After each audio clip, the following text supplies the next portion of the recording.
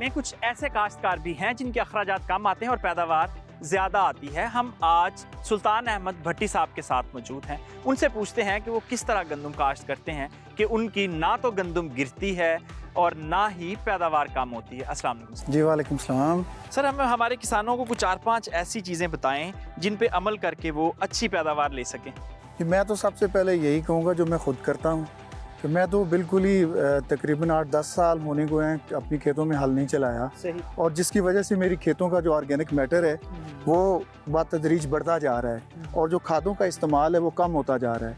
तो हमारा जो आम किसान है उसकी पोजीशन ये है कि वो इतना टिलेज करता है, इतने हल चलाता है और उसी हिसाब से हर साल उसकी जो खादें हैं उनका जो तनासब है वो बढ़ता जा रहा है। यानी अगर वो 1 बैग डालता है वो 1.5 बैग पे जा रहा है, 2 बैग पे भी जा रहा है।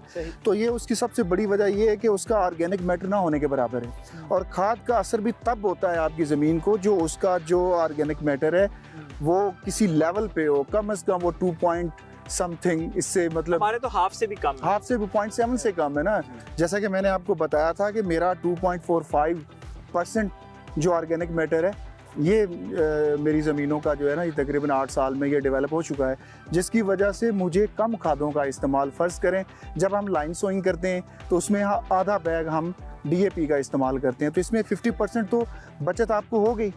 अब अगर 13,000 का है या 14,000 का बैग आपको मिलेगा तो किसी भी काम में 50% का जो परसेंटेज है ये मतलब एक बहुत ही ज़बरदस्त है। अच्छा, हमारे पाकिस्तान में अक्सर लोग जो हैं वो ठेके की ज़मीन काश्त करते हैं। जो आप वाला प्रोसीजर है वो थोड़ा लेंथी है, तो आपको क्या लगता है ऐसे लोग जिनकी ज़मीन ज़ाती नहीं है, उनको ये नहीं पता अगले साल काश्त होनी है नहीं होनी, वो ये काश्तकारी कैसे कर सकते हैं, ज़ीरो टिलेज कैसे कर सकते हैं? वो कर सकते हैं। उसमें सबसे बाकी तो चले जो ज़मीनी साख्त है उसकी जो डेवलपमेंट है उसमें तो वक्त लगेगा, लेकिन वो अपने अखराजात पर एकड़ तो बचा सकते हैं ना।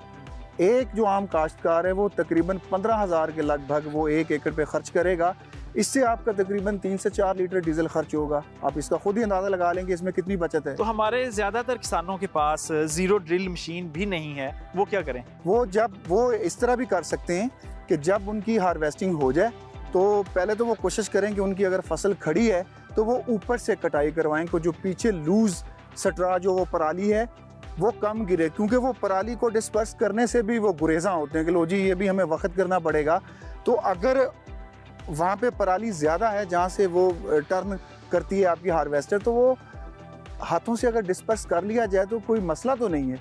वो इसी तरह हाथों से डिस्पर्स कर दें और उस खेत को पानी लगा दें, उसी सूरत हाल में, उसी कंडीशन में ऊपर से खाद और बीज का छटा कर दें, आपकी बिजाई मुकम्मल।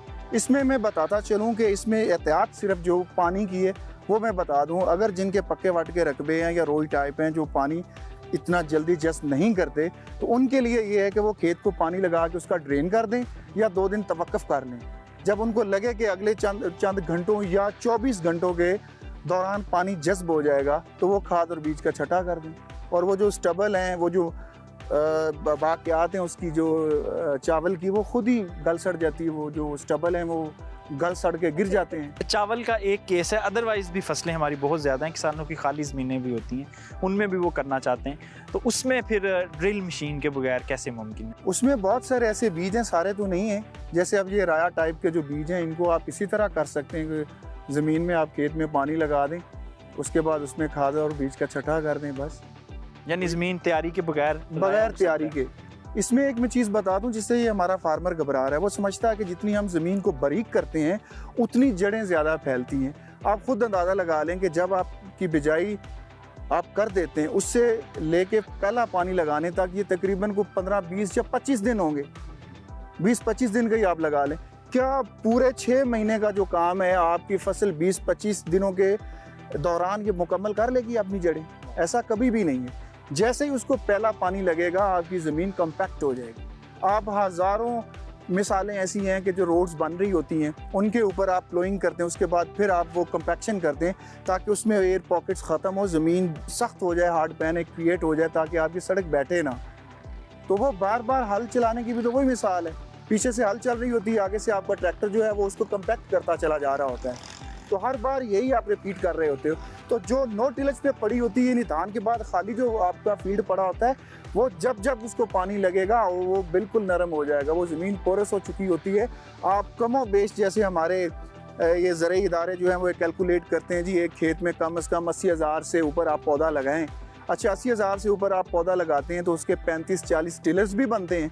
तो आप अंदाज़ा करें कि एक खेत में वो कितने स्टबल्स आपके हैं, कितने पौधे हैं, वो ज़मीन के अंदर उनकी जड़ें पेनिट्रेटेड हैं, वो धंसी हुई हैं। तो वो उन्हीं के ज़रिए जो आपका पानी उसको जज़ब करेंगी और उन्हीं से ही वो जो ऑक्सीजन की जो मतलब एरेशन का जो प्रोसेस है वो उसी से वकूफ़ पज़ीर होगा। जड़ें जो हैं वो आहिस्ता आहिस्ता पेवस्त होती रहेंगी, आप हल ना चलाएं और वही आपका ऑर्गेनिक मैटर में। सुल्तान अहमद भट्टी साहब, आपके वक्त का बहुत शुक्रिया। ये भी एक तरीका है, इसे ज़ीरो टिलेज टेक्नोलॉजी कहते हैं, रीजनरेटिव एग्रीकल्चर भी कहते हैं, और ये दुनिया में अब बड़ी तेज़ी से फैल रहा है। पाकिस्तान में भी इसके ऊपर काम जारी है।